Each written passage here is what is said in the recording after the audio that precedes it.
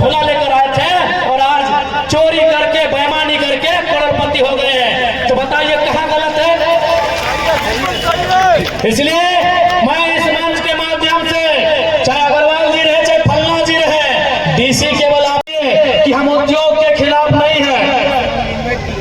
जितने भी company factory के संचालन करता है, हम कोई कंपनी फैक्ट्री के खिलाफ नहीं है। हम देश के प्रधानमंत्री, वर्तमान प्रधानमंत्री नरेंद्र मोदी के चमत्कारिक मंदिर, ईश्वर देवी देवताओं के मंदिर की तुलना में देश के पहले प्रधानमंत्री पंडित जवाहरलाल नेहरू के आधुनिक मंदिरों के पक्ष में है।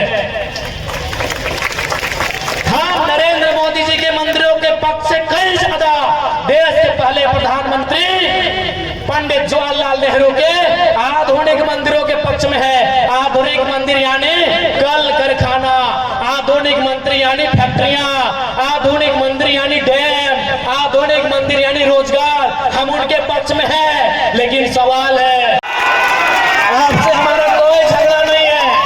एक तो आटा चक्की पीसते थे राजस्थान से आके और लोगों को यहाँ झारखंड के मूलवासी, झारखंड के आदिवासी पे जुल्म करिएगा, केस करिएगा, तो याद रखिएगा आने वाला दिन जब काउंटर होगा ना, कोई डीसीएस भी साथ नहीं देने वाला। बिल्कुल मेरा अगर बयान आप तक पहुंच जाए तो आप आज शाम को सिकंदर के बारे में पढ़िएगा। वो सिकंदर जिसके बारे में कहा जाता कोई मामूली आदमी मेरे जनाजे को कंधा नहीं देगा। मेरे जनाजे को कंधा मेरे प्रधानमंत्री, मेरे महामंत्री, मेरे सेना नायक देंगे। बोला सर इसका क्या मतलब है? नहीं, इसका मतलब है कि दुनिया के बड़े बड़े तीस मार खा, दुनिया के बड़े बड़े तुर्रम खा, दुनिया के बड़े बड़े सेना नायक सिकंदर की सेना में थे, तलवार लेकर भाला लेकर, फिर भी उसकी जान नहीं बचा पाए। तो डीसी देखते हैं कितना दिन बचाते हैं आपको, देखते हैं एसपी कितना दिन बचाते हैं आपको। और तीसरा, सिकंदर का तीसरा जो कहना था कि जब मेरा जनाजा गुजरे तो मैंने अपने जीवन काल में जितना भी कमाया है, उस समय सिक्का नहीं होता था, उस समय गांधी जी का नोट भी नहीं होता था, गांधी पैदा नहीं हुए थे तो उस समय सिक्का भी नहीं था, उस समय गांधी जी का नोट भी नहीं था। उस समय क्या होता था?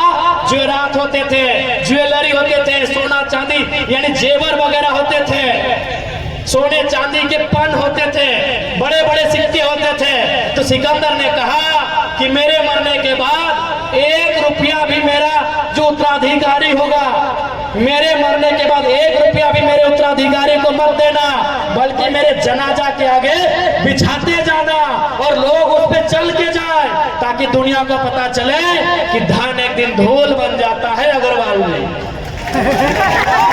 आपके साथ साथ तमाम फैक्ट्री कंपनी चलाने वाले मालिक को कहेंगे कि धान एक दिन धूल बन जाता है। और कान्हा, ये डीसीएसपी बहुत छोटा होता है उनके प्रधानमंत्री लोग के सामने, उन लोग नहीं बचा पाया। इसलिए हमारी आपसे कोई व्यक्तिगत लड़ाई नहीं है। क्यों हमारी टीम आपके खिलाफ आंदोलन की, आपको भी मालूम है। आप समय पे पैसा नहीं देंगे, आप ओवर टाइम करवाएंगे, 10 मिनट लेट होने से तनख्वाह काटेंगे, तो क्या आपको हम चुमा लेंगे? क्या हम आपको चुमा लेंगे? आप अपने बारे में डीसी को कहा नहीं बताए कि आप कौन सा गलत काम करते हैं? आपने तो बता दिया जेल के लोग उद्योग को डिस्टर्ब कर रहे हैं। आपने बताया कि आप झारखंड सरकार ने जो रेट निर्धारण किया है, non skill, skill, semi skill, skill, क्या आप उनके आधार पर पेमेंट दे रहे हैं? क्या पीएफ तथा जो भी सुविधाएं मजदूरों को मिलनी चाहिए आप दे रहे हैं? ग्रेजुएटी दे रहे हैं? जो भी मजदूरों को सुविधा मिलनी चाहिए क्या आप अपनी फैक्ट्रियों में दे रहे हैं? अगर नहीं दे रहे हैं तो कौन मुंह से डीसी के पास गए थे? कौन मुंह से डीसी के पास गए थे? आपको क्या लगता है आपके पास पैसा है तो डीसी आपका ही पक्ष सुनेंगे? तो हम भी इनके विधायक हैं, देखते हैं डीसी एक तरफा कैसे करते हैं, देखते हैं डीसी एक तरफा कैसे करते हैं। वे आप पैसे वाले हैं, आपको लगा डीसी आपके जेब में है, मुंह उठा के चल गए, तो हम भी इनके मेंबर ऑफ लेजिस्लेटिव असेंबली है, देखते हैं डीसी एक तरफा कैसे करते हैं।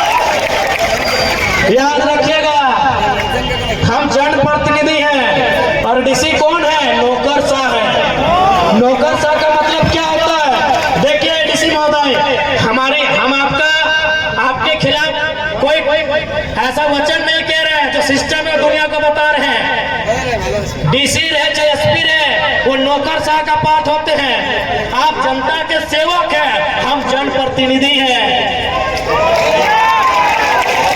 हम उनके प्रतिनिधि हैं। आप उनके सेवक हैं, हम उनके प्रतिनिधि हैं। प्रतिनिधि का मतलब क्या होता है मालूम है? नहीं मालूम है तो बता देते हैं। क्योंकि भारत एक लोकतांत्रिक देश है, यहाँ कानून बनाना होता है, यहाँ नियम बनाना होता है, यहाँ विधि बनाना होता है, और जनता डायरेक्ट विधि नहीं बना सकती है, क्योंकि जनता 1 अरब से ज्यादा है। तब ये निर्णय हुआ कि जनता 15 लाख में 20 लाख